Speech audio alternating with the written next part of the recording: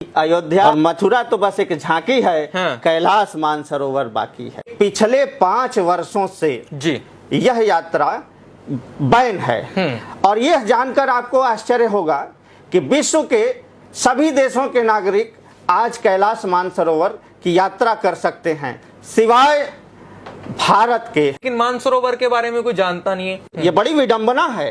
हम आज के युवाओं से पूछते हैं कि भगवान शिव का मूल निवास कहाँ है। 80% आंसर यही आता है कि काशी में भगवान शिव रहते हैं। जी बाकी कोई किसी ज्योतिर्लिंग को बोल देता है, कोई अमरनाथ जी को बोल देता है। हाँ, ऐसा तो नहीं कि कैलाश मानसरोवर से हिंदुओं का नाता टूट जाएगा जिस तरीके से 5 साल से यात्रा बंद है। ऐसी साजिश रची जा रही है कि आने वाली पीढ़ियां कैलाश मानसरोवर को भूल जाएं। परम रम्य गिरिबर कैलासु सदा जहां शिव उमा निवासु, जहां भगवान शिव माता पार्वती और अपने परिवार के साथ रहते हैं, वो कैलाश मानसरोवर वो पवित्र स्थल है। इसके बाद हम अन्य भी जगह पे पढ़ते हैं कि शीश गंग अर्धांग पार्वती सदा विराजत कैलाशी।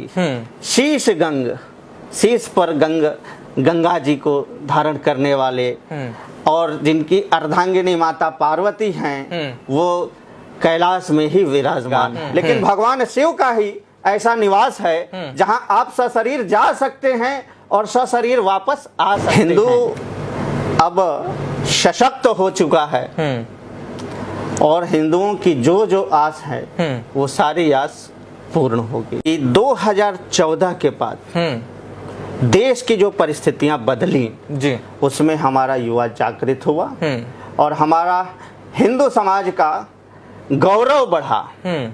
तो निश्चित तौर पर हम अपनी पुरानी जड़ों की ओर लौट रहे हैं। हमारी अस्मिता जग रही है।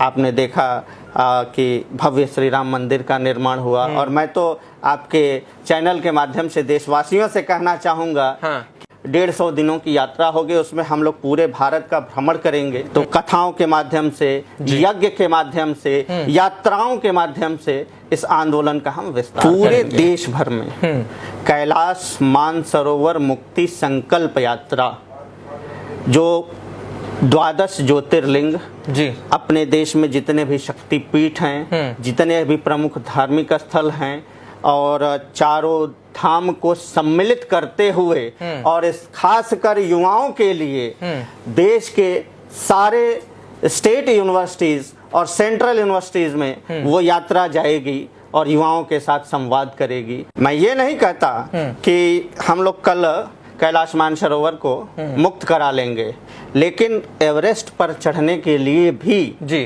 पहला कदम उठाना आवश्यक होता है। मैं ये नहीं जानता कि हम लोग आज संघर्ष कर रहे हैं अपनी आंखों से देख पाएंगे, लेकिन आज अगर हम लोगों ने शुरू किया है तो निश्चित तौर पर आने वाले समय में इस आंदोलन की परिणति होगी और हम सारे भारतीय बिना वीजा, बिना परमिट के भगवान शिव का अभिषेक कर सकेंगे। उस पवित्र मानसरोवर के झील का और पवित्र कैलाश पर्वत का हम लोग दर्शन कर सकेंगे, जिसका नाम शिव भक्त महाकुंभ है। हम दिल्ली में आगामी 13, 14 और 15 सितंबर को आयोजित करने जा रहे हैं। शिव धाम कैलाश मानसरोवर तिब्बत फ्रीडम एसोसिएशन का स्थापना हुआ, लेकिन आज देश में मजबूत सरकार है। तो मुझे लगता है कि अगर हम इस आंदोलन को देश और देश के साथ साथ देश के बाहर के भी सनातनियों को हम इस आंदोलन से जोड़ रहे हैं और अभी जो हमारा कार्यक्रम होने जा रहा है इसमें देश से बाहर से भी लोग शिव भक्त पधार रहे हैं। मैं अकेला ही चला था, जान बे मंजिल मगर लोग मिलते गए और कारवां बनता गया। तो सब भगवान भोलेनाथ की कृपा है। मैं शुद्ध रूप से आपको बता दूं कि ये गैर राजनैतिक आंदोलन है।